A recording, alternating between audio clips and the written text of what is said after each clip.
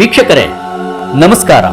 ಬಿಹಾರ ಚುನಾವಣೆಯ ಫಲಿತಾಂಶದಿಂದ ಕರ್ನಾಟಕದ ಕಾಂಗ್ರೆಸ್ ನಾಯಕರು ಯಾವ ಪಾಠವನ್ನು ಕಲಿತಂತೆ ಕಾಣ್ತಾ ಇಲ್ಲ. ದೇಶದ ಪರಿಸ್ಥಿತಿ ನೋಡಿದ್ರೆ ಕಾಂಗ್ರೆಸ್ ಪಕ್ಷ ಸಂತೋಷ ಪಡುವ ಸ್ಥಿತಿಯಲ್ಲೇನೂ ಇಲ್ಲ. 2023ರ ವಿಧಾನಸಭಾ ಚುನಾವಣೆ ಫಲಿತಾಂಶ ಬಂದಾಗ ಅಂದು ಕೆಪಿಸಿಸಿ ಅಧ್ಯಕ್ಷರಾಗಿದ್ದ ಡಿಕೆ ಶಿವಕುಮಾರ್ ಹಾಗೂ ವಿರೋಧ ಪಕ್ಷದ ನಾಯಕರಾಗಿದ್ದ ಸಿದ್ದರಾಮಯ್ಯ ನಡುವೆ ಮುಖ್ಯಮಂತ್ರಿ ಗಾದಿಗಾಗಿ ನಡೆದ ಪೈಪೋಟಿಯ ಸಂದರ್ಭದಲ್ಲಿ ಪಕ್ಷದ ಹೈಕಮಾಂಡ್ ಸಮ್ಮುಖದಲ್ಲಿ ಏನ್ ನಡೀತು, ಯಾವ ತೀರ್ಮಾನ ಆಯಿತು ಎಂದು ರಾಜ್ಯದ ಬಹುಪಾಲು ಕಾಂಗ್ರೆಸ್ ನಾಯಕರಿಗೆ ತಿಳಿದಂತೆ ಕಾಣ್ತಾ ಇಲ್ಲ. ಅಂತೂ ಸಿದ್ದರಾಮಯ್ಯ ಮುಖ್ಯಮಂತ್ರಿ, ಡಿಕೆ ಶಿವಕುಮಾರ್ ಉಪಮುಖ್ಯಮಂತ್ರಿ ಆದರು.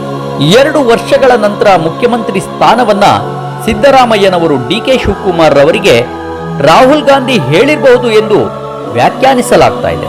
ನಮ್ಮನ್ನೆಲ್ಲ ಬಿಟ್ಟು ಹೇಗೆ ಈ ರೀತಿ ತೀರ್ಮಾನ ಆಗಲು ಸಾಧ್ಯ ಎಂದು 2013ರಲ್ಲಿ ರಾಜ್ಯದಲ್ಲಿ ಕಾಂಗ್ರೆಸ್ ಗೆದ್ದ ಸಂದರ್ಭದಲ್ಲಿ ಅಧ್ಯಕ್ಷರಾಗಿದ್ದ ಡಾಕ್ಟರ್ ಜಿ ಪರಮೇಶ್ವರ್ ಕೇಳುತ್ತಿರುವುದನ್ನ ಈ ಸಂದರ್ಭದಲ್ಲಿ ತಳ್ಳಿ ಹಾಕಲಾಗದು. ಹಾಗೆ ನೋಡಿದ್ರೆ ಡಿಕೆ ಶಿವಕುಮಾರ್ಗಿಂತ ಮುಂಚೆ ಪರಮೇಶ್ವರ್ ಮುಖ್ಯಮಂತ್ರಿ ಸ್ಥಾನಕ್ಕೆ ಅರ್ಹರಾಗಿದ್ದರು. ನೋವನ್ನ ನುಂಗಿಕೊಂಡೇ ಬಂದಿದ್ದ ಪರಮೇಶ್ವರ್ ಎಂದೂ ಕೂಡ ಗದ್ದಲ ಮಾಡಲಿಲ್ಲ. ರಾಜ್ಯದ ವಿವಾದವನ್ನ ಬಗೆಹರಿಸಲು ಬಂದಿರುವ ಕಾಂಗ್ರೆಸ್ನ ರಾಷ್ಟ್ರಾಧ್ಯಕ್ಷ ನಮ್ಮ ಕರ್ನಾಟಕದವರೇ ಆದ ಮಲ್ಲಿಕಾರ್ಜುನ ಖರ್ಗೆ ಅವರು ನನ್ನದೇನೂ ಇಲ್ಲ, ಎಲ್ಲವನ್ನ ಹೈಕಮಾಂಡ್ ನಿರ್ಧರಿಸುತ್ತದೆ ಎಂದು ಪತ್ರಕರ್ತರೆದುರು ದಿಲ್ಲಿಯತ್ತ ಕೈ ತೋರಿಸ್ತಾ ತಮಗೆ ತಾವೇ ಅವಮಾನ ಮಾಡಿಕೊಂಡಿದ್ದಾರೆ. ಅಧ್ಯಕ್ಷ ಸ್ಥಾನವು ನೆಹರು ಕುಟುಂಬದ ಕೈಯಲ್ಲಿರುವ ರಬ್ಬರ್ ಸ್ಟಾಂಪ್ ಎಂದು ಖರ್ಗೆ ಅವರೇ ಹೇಳ್ಕೊಂಡ್ಬಿಟ್ಟಿದ್ದಾರೆ. ಇದು ಅಧ್ಯಕ್ಷ ಸ್ಥಾನಕ್ಕೂ ಅವಮಾನದ ಮಾತು. ಹಾಗಿದ್ರೆ ಕಾಂಗ್ರೆಸ್ನಲ್ಲಿ ಖರ್ಗೆ ಅವರ ಮಾತಿಗೆ ಬೆಲೆಯೇ ಇಲ್ವೇ? ತಾವು ಸೇರಿದಂತೆ ಹಿರಿಯ ಮುಖಂಡರು ಸೇರಿ ತೀರ್ಮಾನಿಸುತ್ತೇವೆ ಎಂದು ಹೇಳುವ ಮೂಲಕವಾದರೂ ಖರ್ಗೆ ಅವರು ಮಾತು ಉಳಿಸಿಕೊಳ್ಳಬಹುದಿತ್ತು. ಕಾಂಗ್ರೆಸ್ ಪಕ್ಷದಲ್ಲಿ ಇಂತಹ ವಿಚಾರಗಳನ್ನ ಬಗೆಹರಿಸಲು ಒಂದು ಸಂಸದೀಯ ಮಂಡಳಿಯಾದರೂ ಇರಬೇಡ್ವೇ? ಇಂದು ಕಾಂಗ್ರೆಸ್ ಪಕ್ಷದ ಅತ್ಯಂತ ದೊಡ್ಡ ದೌರ್ಬಲ್ಯ ಇದೇ ಆಗಿದೆ.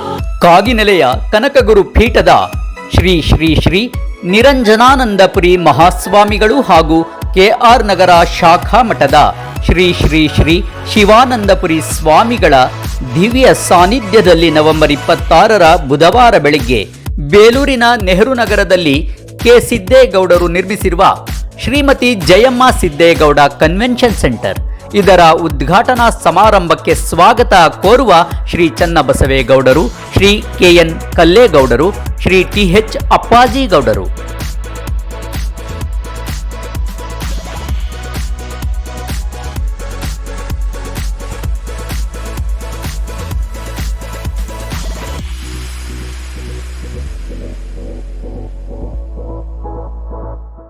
ರಾಹುಲ್ ಗಾಂಧಿ ಅವರನ್ನ ಪಕ್ಷ ಅತಿಯಾಗಿ ಅವಲಂಬಿಸ್ತಾ ದುರ್ಬಲ ಆಗ್ತಾ ಇದೆ.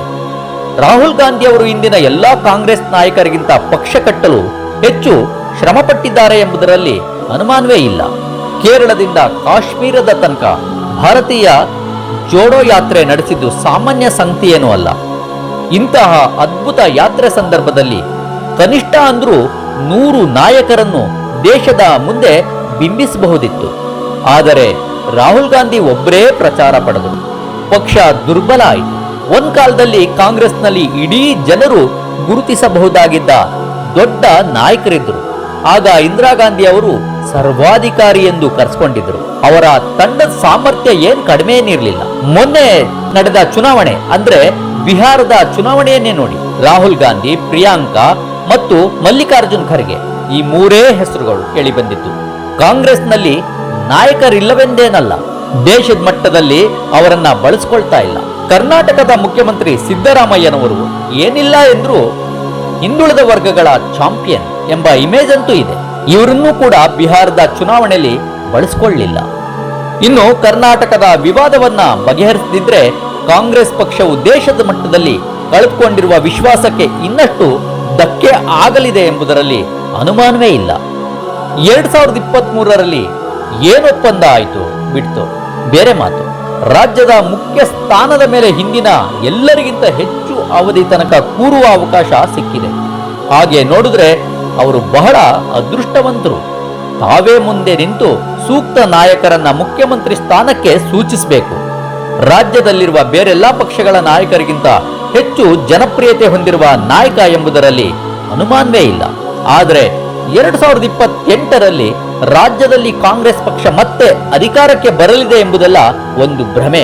ನೋಡಿ, ರಾಜ್ಯದ ಚರಿತ್ರೆ ನೋಡಿದ್ರೆ 1983ರ ನಂತರ ಪ್ರತಿ ವಿಧಾನಸಭಾ ಚುನಾವಣೆಯಲ್ಲೂ ಮತದಾರರು ಆಡಳಿತಾರೂಢ ಪಕ್ಷವನ್ನ ತಿರಸ್ಕರಿಸುತ್ತಲೇ ಬಂದಿದ್ದಾರೆ.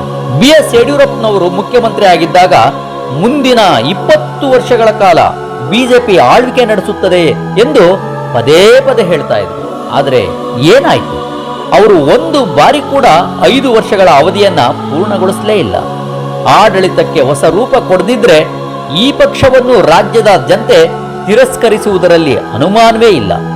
ಕೇವಲ 5 ಗ್ಯಾರಂಟಿ ಯೋಜನೆಗಳ ಫಲಾನುಭವಿಗಳು ಮತ್ತೆ ಅಧಿಕಾರಕ್ಕೆ ತರ್ತಾರೆ ಅಂತ ಕಾಂಗ್ರೆಸ್ ನಾಯಕರು ಮಾತ್ರ ನಂಬಿಕೊಳ್ಬೇಕಷ್ಟೇ. ಇನ್ನು ಮುಂದಿನ ಮುಖ್ಯಮಂತ್ರಿ ಸ್ಥಾನದ ಬಗ್ಗೆ ಹೇಳೋದೇ ಆದರೆ, ಸ್ವಾತಂತ್ರ್ಯ ನಂತರದ ನಡೆದ ಎಲ್ಲಾ ಚುನಾವಣೆಗಳಲ್ಲೂ ಕಾಂಗ್ರೆಸ್ ಪಕ್ಷವನ್ನ ಗಟ್ಟಿಯಾಗಿ ನಿಷ್ಠೆಯಿಂದ ಬೆಂಬಲಿಸುತ್ತಾ ಬಂದವರೆಂದ್ರೆ ದಲಿತರು, ಅಲ್ಪಸಂಖ್ಯಾತರು ಹಾಗೂ ಹಿಂದುಳಿದ ವರ್ಗಗಳು. ವಿಶೇಷವಾಗಿ ದಲಿತ ಸಮುದಾಯದಲ್ಲಿ ಎತ್ತರದ ನಾಯಕರಿದ್ರೂ ಮುಖ್ಯಮಂತ್ರಿ ಸ್ಥಾನದಿಂದ ವಂಚಿತರಾಗುತ್ತಾ ಬಂದಿದ್ದಾರೆ. ಒಕ್ಕಲಿಗರು, ಲಿಂಗಾಯತರು, ಬ್ರಾಹ್ಮಣರು, ಹಿಂದುಳಿದ ವರ್ಗದವರು ಮುಖ್ಯಮಂತ್ರಿ ಸ್ಥಾನ ಪಡೆದಿದ್ದಾರೆ. Basavalingappa, KH Ranganath, B Rachaiah, N Rajaiah ಹೀಗೆ ಹಲವು ನಾಯಕರು ಎಲ್ಲಾ ರೀತಿಯಿಂದ ಅರ್ಹರಾಗಿದ್ದವರು. ಮಲ್ಲಿಕಾರ್ಜುನ ಖರ್ಗೆ ಮತ್ತು ಡಾಕ್ಟರ್ ಜಿ ಪರಮೇಶ್ವರ್ ಅವರು ಎಂದೋ ಮುಖ್ಯಮಂತ್ರಿ ಆಗಬೇಕಿದ್ದವರು ಸ್ಥಾನದಿಂದ ವಂಚಿತರಾದರು. ಇವರೆಲ್ಲ ಪಕ್ಷದ ನಿಷ್ಠೆ ಮಾತ್ರ ಬದಲಿಸಲಿಲ್ಲ. ಅಧಿಕಾರಕ್ಕಾಗಿ ಗದ್ದಲ ಮಾಡಲೂ ಇಲ್ಲ. ಖರ್ಗೆ ಅವರು ಮುಂದಿನ ಮುಖ್ಯಮಂತ್ರಿ ಆಗಲಿದ್ದಾರೆಂದು 1 ತಿಂಗಳ ಹಿಂದಷ್ಟೇ ಯತ್ನಾಳ್ ಹೇಳಿದ್ರು. ಬಹುಶಃ ಸ್ವತಃ ಖರ್ಗೆ ಕೂಡ ಈ ಸ್ಥಾನ ಒಪ್ಪಲಾರರು. ಮುಖ್ಯಮಂತ್ರಿಗಿಂತ ದೊಡ್ಡ ಸ್ಥಾನದಲ್ಲಿ ಅವರಿದ್ದಾರೆ. ಬಹುಶಃ ಸದ್ಯಕ್ಕೆ ಡಾಕ್ಟರ್ ಜಿ ಪರಮೇಶ್ವರ್ ಅನಿವಾರ್ಯ ಆಯ್ಕೆ. ಸಿದ್ದರಾಮಯ್ಯ ಹಾಗೂ ಶಿವಕುಮಾರ್ ಇಬ್ಬರೂ ಸೇರಿ ರಾಜ್ಯದ ದಲಿತ ಸಮುದಾಯಕ್ಕೆ ಆಗಿರುವ ಅನ್ಯಾಯವನ್ನ ಸರಿಪಡಿಸಲೇಬೇಕು. ಪರಮೇಶ್ವರ್ ವ್ಯಕ್ತಿ ಮಾತ್ರ ಅಲ್ಲ, ಅವರು ವಂಚಿತ ಸಮುದಾಯದ ಪ್ರತಿನಿಧಿ. ರಾಜ್ಯದ ಬಿಜೆಪಿಯಲ್ಲಾಗ್ಲಿ, ಜಾತ್ಯತೀತ ದಳದಲ್ಲಾಗ್ಲಿ ದಲಿತ ಸಮುದಾಯದವರು ಮುಖ್ಯಮಂತ್ರಿ ಸ್ಥಾನದ ಕನಸು ಕೂಡ ಕಾಣಲು ಸಾಧ್ಯವಿಲ್ಲ. ಶಿವಕುಮಾರ್ ಅವರು ಇನ್ನಷ್ಟು ಮಾಗಬೇಕು, ಕಾಲಕ್ಕಾಗಿ ಕಾಯಬೇಕು. ಹಣದ ಮೂಲಕ ಶಾಸಕರನ್ನ ಖರೀದಿಯ ಆಲೋಚನೆ ಇದ್ರೆ ಅದನ್ನ ತಕ್ಷಣ ಕೈಬಿಡಬೇಕು. ಅವರ ಹಣ ಮತ್ತು ಆಸ್ತಿಯೂ ಕೂಡ ಮುಖ್ಯಮಂತ್ರಿ ಸ್ಥಾನಕ್ಕೆ ಒಂದು ಅನರ್ಹತೆ ಎಂದು ತಿಳಿಬೇಕು. ವಿಶ್ವಪಥ ಟಿವಿಯಿಂದ ನಿಮ್ಮ ಪ್ರೀತಿಯ ಬಾಲರಾಜ್. ವಿಶ್ವಪಥ ಟಿವಿಯನ್ನ ಸಬ್ಸ್ಕ್ರೈಬ್ ಮಾಡಿ, ಶೇರ್ ಮಾಡಿ, ಲೈಕ್ ಮಾಡಿ.